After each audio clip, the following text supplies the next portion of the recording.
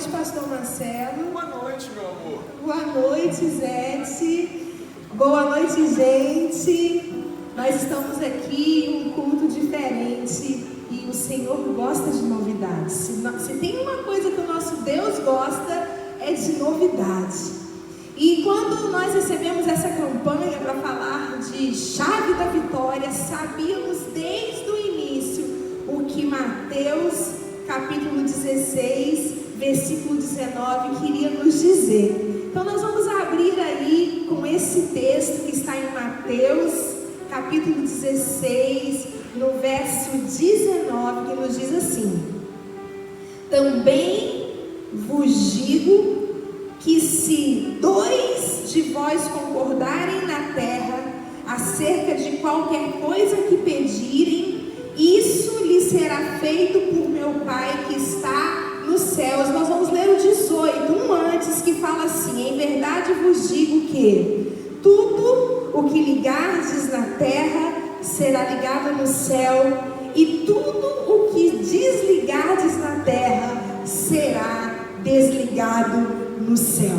Então nós observamos que Jesus, quando veio a essa terra, ele veio para fazer a primeira conexão, ele veio para fazer a primeira ligação, porque quando o seu sangue foi derramado nessa terra que estava maldita, que tinha sido amaldiçoada por causa do pecado, a Bíblia nos diz que por causa desse ato de Jesus, nós poderíamos receber a bênção, conectar de novo com Deus através desse sangue derramado através de Jesus. E olha que interessante que aqui, quando esse texto foi escrito, Jesus ele ainda não havia sido crucificado, mas a lição já estava sendo dada, e ele dizia assim, que tudo que nós ligássemos na terra através dele, nós ligaríamos direto com o céu.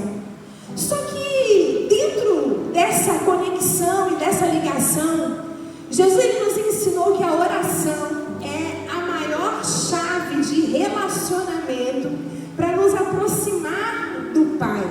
Porque ele dizia assim: quando estiverem 2 ou 3 reunidos no meu nome, eu ali estarei no meio deles. Então vem a primeira direção, ele falando assim: se vocês estiverem em acordo, se 2 pessoas estiverem em acordo, somente 2 estiverem em acordo, eu estarei ali no meio de vocês, e nada poderá impedir o meu agir, nada poderá impedir com que o reino do meu Pai se estabeleça na sua casa, nas suas finanças, na sua saúde, no seu trabalho, na sua cidade, nessa nação e no mundo. Então você já parou para pensar quantas pessoas estão conectadas agora, estão ligadas no mesmo propósito, no mesmo espírito?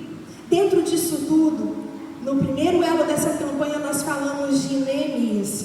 Eu sei que muitos aqui conhecem Neemias e já ouviram falar desse grande homem de Deus.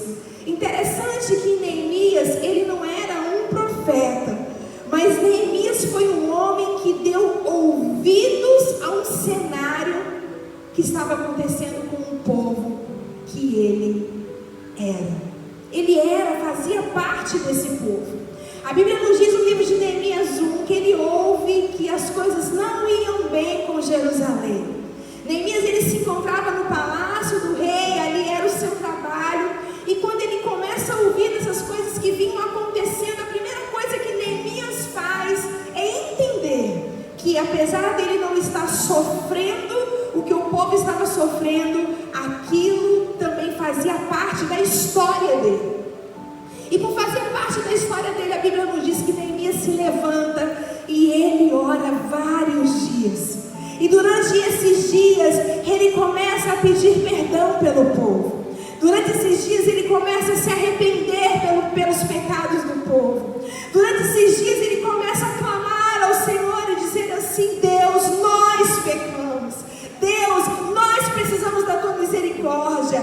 Deus, nós precisamos que o Senhor venha e intervenha em nosso favor. E depois de dias de clamor, um dia ele se apresenta no seu trabalho diante do rei. E o rei vira para ele e fala assim: te vi com um semblante tão triste assim.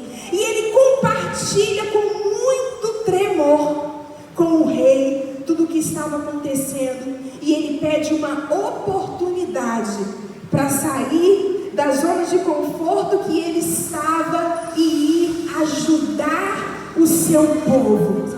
Ele pede uma oportunidade para ir de encontro a esse povo. Ele pede uma oportunidade para fazer algo que ele sabia que ele tinha condições de fazer. Interessante que o rei, que já estava com o seu coração movido, ele entrega recursos a Neemias, ele entrega materiais a Neemias, ele entrega carta a Neemias para que ele consiga tudo aquilo que era preciso para dar início à reconstrução dos muros de Jerusalém. Neemias chega e ele chega determinado. Neemias chega e ele chega com um propósito. E dentro dessa determinação ele olha o cenário. Ele sabia que Deus já o havia liberado para que ele pudesse estar naquele lugar. Ele sabia que as mãos do Senhor, elas estavam sobre ele. E mesmo diante de adversários se levantando, mesmo diante de pessoas falando coisas contrárias para tentarem parar tudo aquilo que Neemias vinha fazendo, ele teve equilíbrio. E ele se mantém firme, e ele se mantém no propósito. Os maus rumores não tiraram Neemias do foco, as vozes estranhas não tiraram Neemias do foco, as condições desfavoráveis não tiraram Neemias do foco, porque ele tinha um propósito, ele tinha tempo para voltar para o seu trabalho. E em 52 dias, a Bíblia vai nos dizer que ele reergue, junto com famílias, os muros daquela cidade. Essas 3 chaves que o Senhor nos entregou nesse primeiro dia diz que tudo inicia através da oração. E quando nós temos acordo, quando a nossa oração é uma oração com propósito, quando a nossa oração é uma oração segundo a vontade do Pai, segundo a vontade de Deus, Ele vem e cumpre, e tudo aquilo que for ligado na terra através das orações será ligado no céu. Só que existe um tempo de perseverança para que venhamos alcançar essas respostas. Existe um tempo de caminhada, de construção, e a perseverança faz com que possamos olhar as coisas com fé, porque fé é olhar aquilo que não existe como se já existisse. Fé é pintar um quadro na nossa mente do grande milagre que Deus determinou alcançar, independente da área que nós estamos clamando ou buscando na nossa vida. E para isso nós precisamos de determinação, e para isso nós precisamos de equilíbrio. Então essas 3 primeiras chaves que nós estamos trazendo à memória aqui para a sua vida vão fazer parte não apenas dessa campanha, mas vão fazer parte de toda a sua vida enquanto você permanecer nessa terra. Então, ore com propósitos. Ore em acordo com pessoas dentro da sua casa. Ore em acordo com os seus líderes. Ore em acordo, porque esse acordo vai trazer a força da unidade para que a vontade do Pai se estabeleça.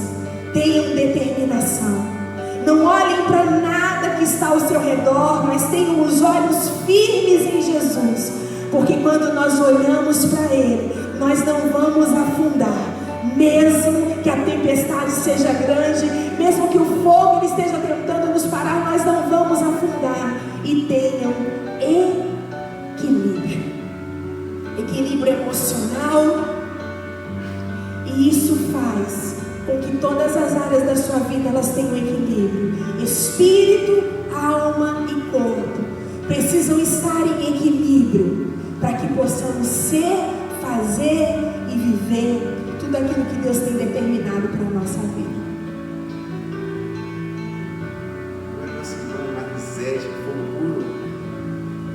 Amém, glória a Deus, né? E ainda nesse mesmo pensamento, nesse mesmo entendimento, nós ainda temos 3 chaves, né? Como já foi falado aqui nessa noite.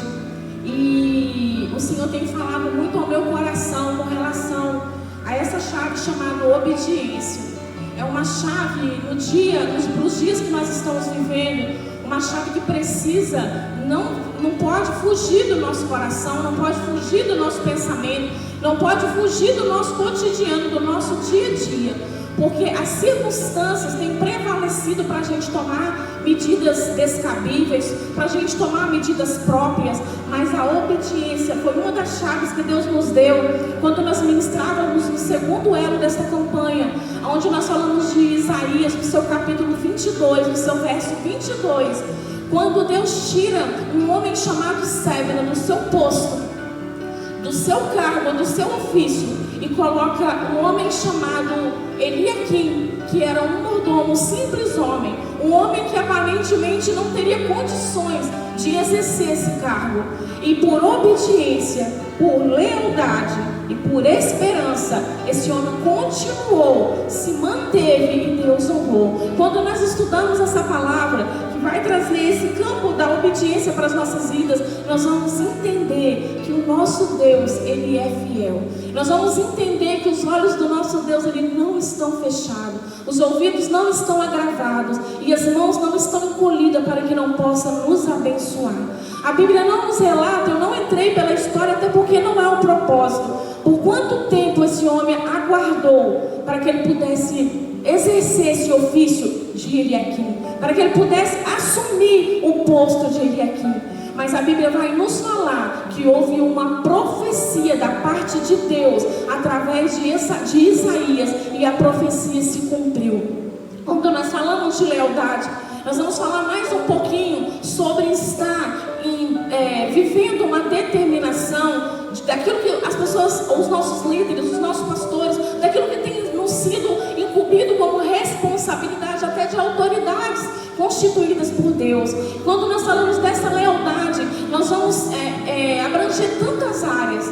Por exemplo, a área da murmuração. Por exemplo, a área de que tem nos feito muitas vezes estar descontente, desanimados, que tem nos feito muitas vezes ser ferramentas para estar transmitindo derrota para outros lares, transmitindo derrota para outras famílias, muitas vezes deixando até mesmo de tirar o nosso tempo e levarmos o nosso coração e o nosso pensamento a Deus e estarmos na frente de uma televisão assistindo e ouvindo coisas que abalam a nossa fé. Quando nós falamos de lealdade, nós falamos de ser leal ao nosso Deus, nós falamos de estar apregoando esse evangelho que é novidade de vida. Nós falamos de estar dando continuidade naquilo que o Senhor chamou Pedro para dar continuidade. E quando eu anotava aqui que o Senhor, Ele chamou Pedro para que Pedro, Ele falava assim, Jesus chamou Pedro para ter um coração com Ele. E nessa noite não é diferente. Se o teu coração está unido ao coração de Deus, essa circunstância não vai te parar. Aquilo que você colocou como meta diante de Deus, como propósito para a sua casa, para a sua causa, para a sua vida, para o seu ministério, vai se cumprir. Aqui também, Jesus chamou Pedro para ser o pequeno Cristo.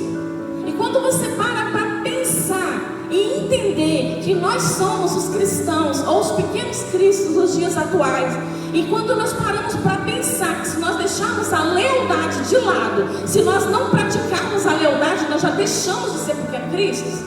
Porque Cristo, Ele não aplicou derrota, Ele não apregoou derrota, Ele não ensinou derrota. Pelo contrário, Ele disse: Pedro, eu te digo que tu és Pedro. Ele te conhece pelo teu nome. E Jesus também chamou Pedro para andar em espírito, pois todas as promessas se cumpririam.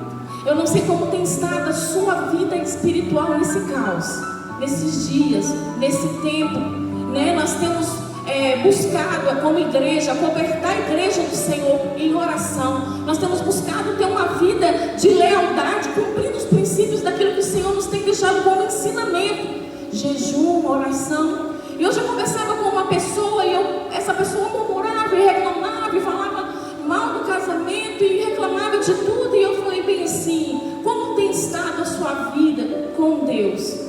Você tem colocado em prática os princípios que o Senhor nos deixou como ensinamento? Você tem orado, tem lido a Bíblia, tem jejuado? Não. Eu falei: deixa eu te fazer uma pergunta. Se o seu patrão, você trabalhando, faltar 15 dias de trabalho, e quando der no dia do pagamento, o seu patrão te pagar somente os 15 dias, você tem o direito de reivindicar os 30 dias? Não. Eu falei, então, a gente não consegue reivindicar aquilo que a gente não está exercendo. Então, assim, quer um conselho? Coloca a sua vida no altar, vai orar, vai jejuar, vai ler a Bíblia, porque Deus tem muito segredo para te contar. O Senhor, Ele está contando segredos nesse tempo, igreja. Eu não sei como tem estado a sua intimidade com Deus, eu não sei como tem estado a sua lealdade com Deus, e eu quero te dizer mais, não é só com Deus a sua lealdade, é com a sua igreja, é com tudo aquilo que te diz respeito, mas que implica com o reino espiritual. Eu não sei como tem estado a sua esperança, mas eu sei que nessa noite o Senhor nos concede a graça de trazer uma palavra de esperança para o seu coração, uma palavra de confiança. Receba da parte de Deus. Saiba que Jerusalém estava sitiada por Senaqueribe, pelo rei da Síria, perdão, mas a Bíblia vai nos dizer que o Senhor ainda assim levantou um mordomo e colocou ele num ofício de tesoureiro. Que o Senhor fale melhor o seu coração, amém? Amém, graças a Deus, né? Deus é lindo e misericordioso. Nós vemos que Ele tem falado, Deus tem falado, Deus tem nos dado a direção, nos dado o caminho, Deus tem nos mostrado o que nós precisamos fazer. Nós precisamos assumir essa responsabilidade de querer viver o mais de Deus.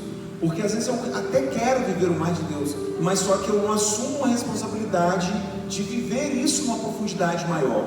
Então, já foram falado aqui essas chaves. As chaves do primeiro elo da campanha, as chaves do segundo elo da campanha, são chaves preciosas, chaves poderosas para que Deus possa mover o mundo espiritual. Agora nós vamos estar falando de mais 3 chaves, que é o terceiro elo dessa campanha. Eu iniciei a leitura no livro de João, Evangelho de João, capítulo 15, que nos fala assim, o tema é a videira e os ramos. Eu sou a videira verdadeira, e o meu pai é o agricultor. Todo ramo que estando em mim não dá fruto, ele corta, e todo o que dá fruto, ele poda para que dê mais fruto ainda. Nós começamos a falar em cima dessa palavra. Você vê que Jesus, ele quer que a gente realmente esteja ligado a Ele.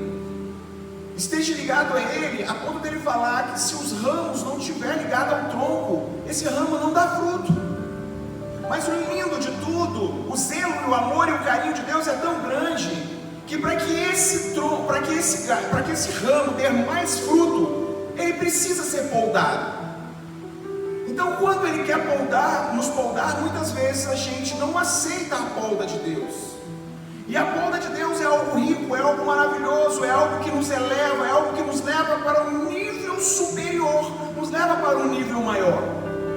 Não adianta, se você deixa ali a árvore crescer, aqueles monte de galho seco, aquele monte de coisinha, vai atrapalhar ali de os frutos sadios crescerem. Então Deus entra e polda para que possa dar muito mais frutos. E eu trouxe a palavra aqui para Gálatas 5:22, aonde Deus me deu a direção aqui em Gálatas 5:22. Ele me mostrou aqui algumas chaves. Gálatas 5:22 nos fala assim: mas o fruto do Espírito é o amor, a alegria, a paz, a paciência, a amabilidade, a bondade, a fidelidade, a mansidão e o domínio próprio. Ele continua falando: contra essas coisas não há lei. Quando eu estava lendo isso aqui, eu tive assim um entendimento de Deus tremendo, que uma das primeiras chaves que Deus nos dá é o amor, a chave do amor. Porque quando nós amamos aquilo que nós fazemos, quando nós amamos com quem nós estamos, quando nós amamos as pessoas que estão próximas da gente, nós conseguimos alcançar um nível muito maior, que é o nível da alegria. E quando nós estamos felizes e alegres com aquilo que nós fazemos, nós produzimos, nós avançamos, nós liberamos palavras de vida, nós fazemos coisas tremendas. Quer ver? Não tem coisa melhor do que você ter amor pelo seu trabalho, amor pela sua família, amor pelo seu trabalho. Quando você ama o que você faz, você tem alegria para fazer. Então isso vai fazer com que portas sejam abertas, vai fazer com que portas sejam abertas. Então a primeira chave da vitória é a chave do amor, que gera alegria. A segunda chave da vitória é a paciência. A paciência, ela gera a amabilidade. A paciência gera amabilidade. Porque se você conseguiu entender a chave, a primeira chave, que é a chave do amor e da alegria, e você permitiu cultivar a chave da paciência, que gera a amabilidade, você vai ver que muitas pessoas vão querer estar ao seu lado, vão querer estar junto com você, vão querer caminhar com você, porque você vai ser uma pessoa paciente, uma pessoa amável. Quem não gosta de estar perto de alguém que é amável? Quem não gosta de estar perto de uma pessoa carismática, uma pessoa que tem palavra de vida, uma palavra que nos eleva, uma palavra que nos coloca para cima? Quem não gosta disso? Isso é a segunda chave, a chave da paciência, que gera a amabilidade. Nós precisamos aprender em Deus através dos frutos do Espírito. Porque o que é o fruto do Espírito, igreja? O fruto do Espírito o fruto do Espírito é como se fosse uma mexerica com vários dons. Então é um fruto com várias qualidades. Quando nós começamos a dar esses frutos, nós começamos a gerar uma atmosfera diferente. A geografia que nós estamos nela, ela muda. O ambiente muda, as pessoas mudam, os locais mudam, as coisas mudam, o universo muda. Por que mudou? Porque nós mudamos. Se eu mudo, tudo muda. Nós queremos muitas vezes a mudança dentro do nosso lar, a mudança dentro da nossa casa, mas nós não queremos mudar. Nós queremos permanecer fazendo as mesmas coisas, querendo que coisas diferentes, coisas novas aconteçam. Isso é o cúmulo do absurdo. Isso é você andar contra todas as regras, todas as leis. Então, quando nós conseguimos entender essas duas chaves, Deus me deu no meu coração mais a terceira chave, que é o domínio próprio. Se você tem um amor, se você tem alegria, se você tem a paciência, se você tem uma pessoa que buscou a amabilidade, e você tem um domínio próprio, você é uma pessoa que vai caber em qualquer lugar. Você é uma pessoa aonde que Deus vai levar para níveis surpreendentes. Nove chaves nessas 3 campanhas, para que você possa romper, porque Deus nesse tempo quer nos levar a romper, mesmo em meio à crise, mesmo em meio à dificuldade, mesmo em meio a essa onda de suspense, de medo, de insegurança. Deus está querendo fazer com que a gente venha conquistar, com que a gente venha prosperar, com que a gente venha ter uma família equilibrada. Tudo isso que está acontecendo é uma oportunidade para nós ajustarmos a nossa casa, ajustarmos a nossa família. Fala para essa pessoa, você que está assistindo, aonde você estiver agora, feche os seus olhos e faça uma oração bem assim: Senhor, eu sei que eu estou vivendo em tempos difíceis, tempos turbulentos, aonde está vindo uma onda aí, Senhor, de insegurança, de medos, aonde está vindo uma onda, Senhor, que a única coisa que se fala é em morte física, morte espiritual, morte nas finanças, morte em todas as áreas. Mas fala com Deus hoje. Eu tenho certeza que toda essa onda, que toda essa avalanche, ela não vai me alcançar, ela não vai alcançar a minha família. E se ela alcançar, vai ser para que a gente se eleve, para que a gente cresça e que a gente exalte e glorifique o seu nome. Por isso, aonde você estiver essa noite, tome posse dessa palavra. Não deixe que os rumores, não deixe que as mídias, não deixe que as palavras, elas venham te abater, elas venham fazer você retroceder, elas venham te derrubar, te colocar para baixo. Não deixe que isso venha acontecer, mas é o tempo de você falar: maior é o que está comigo, maior é o que está conosco do que o que está no mundo. Não tem nada demasiadamente impossível para esse Deus. Todas as coisas estão no controle dele, e com ele nós somos mais do que vitoriosos. Que Deus possa te abençoar, que Deus possa te exaltar, que Deus possa te glorificar, e que tudo isso que tem acontecido não seja para a sua derrota, mas seja para a sua vitória. Não seja para te derrubar, mas seja para te elevar. Não seja para te parar, mas seja para te impulsionar. Que tudo que está acontecendo, por mais que aos seus olhos é um tempo de destruição, é um tempo de derrota, mas que os seus olhos espirituais eles sejam abertos nessa noite, e você fale que tudo que está acontecendo não é para a morte, mas é para a vida. Tudo que está acontecendo não é para te parar, mas é para glorificar e exaltar o nome do Senhor.